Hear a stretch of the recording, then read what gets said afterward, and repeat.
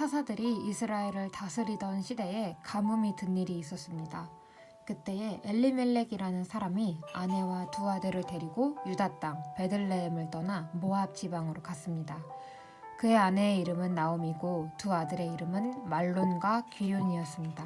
이들은 원래 유다 땅 베들레헴에서 가까운 에브랏 지방 사람이었지만 모압으로 가서 살았습니다.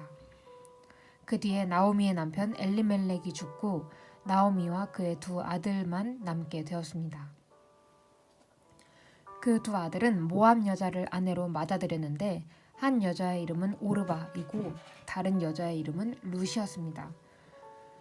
나오미와 그의 아들들은 모압에서 10년쯤 살았습니다. 그러다 말론과 기련마저 죽어버리자 나오미는 남편과 두 아들을 잃고 홀로 남게 되었습니다.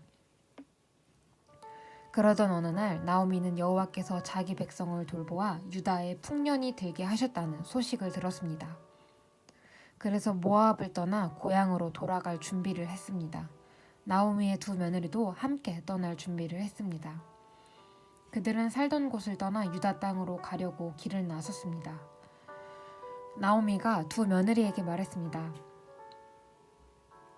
너희는 각자 너희 어머니의 집으로 돌아가거라. 너희가 나와 죽은 내 아들을 잘 보살펴 주었으니 여호와께서 너희를 잘 돌보아 주시기를 바란다. 또 여호와께서 너희에게 새 남편과 새 가정을 주시기를 바란다. 이 말을 한 뒤 나오미가 작별을 하기 위해 며느리들에게 입을 맞추자 두 며느리는 큰 소리로 울었습니다. 며느리들이 나오미에게 말했습니다. 아닙니다. 우리도 어머니와 함께 어머니의 나라로 가겠습니다. 그러자 나오미가 말했습니다. 내 딸들아, 너희 집으로 돌아가거라. 왜 나를 따라가려고 하느냐? 내가 아들을 더 낳아 너희에게 새 남편을 줄 수 있는 것도 아니지 않느냐? 너희 집으로 돌아가거라. 나는 다른 남편을 맞아들이기에는 너무 늙었다. 설령 내가 오늘 밤에 다른 남편을 맞아들여서 아들을 낳을 수 있다 해도 무슨 소용이 있겠느냐? 그 아이들이 클 때까지 너희가 기다릴 수 있겠느냐? 그렇게 오랜 세월을 남편 없이 지낼 수 있겠느냐? 그러지 마라.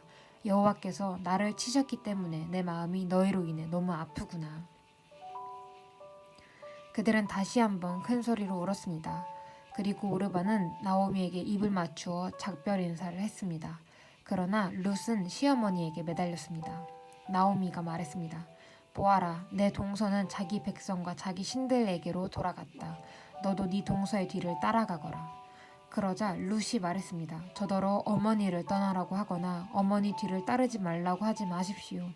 저는 어머니가 가시는 곳에 따라가고 어머니가 사시는 곳에서 살겠습니다. 어머니의 백성이 제 백성이고 어머니의 하나님이 제 하나님이십니다. 어머니가 돌아가시는 곳에서 저도 죽어 거기에 묻히겠습니다. 만약 제가 이 맹세를 지키지 않는다면 여호와께서 제게 무서운 벌을 내리셔도 좋습니다. 오직 죽음만이 우리를 갈라놓을 수 있을 것입니다. 나오미는 룻이 자기와 함께 가기로 굳게 마음먹은 것을 보고 더 이상 아무 말도 하지 않았습니다. 나오미와 룻은 길을 떠나 베들레헴으로 향했습니다. 그들이 베들레헴에 도착했을 때 온 마을이 떠들썩해졌습니다. 마을 여자들이 말했습니다. 이 사람이 정말 나오미인가? 그러자 나오미가 사람들에게 말했습니다. 저를 나오미라고 부르지 마십시오. 전능하신 하나님께서 저를 슬프게 만드셨으니 이제 저를 마라라고 부르십시오. 제가 떠날 때에는 가진 것이 많았으나 여호와께서는 저를 빈털터리로 돌아오게 하셨습니다. 여호와께서 저를 괴롭게 만드셨고 전능하신 하나님께서 제게 큰 고통을 주셨습니다. 그런데 어떻게 저를 나오미라고 부르십니까? 나오미와 그의 며느리인 모압 여자 룻은 이렇게 모압에서 돌아왔습니다. 그들이 베들레헴에 왔을 때는 보리 수확을 시작할 무렵이었습니다.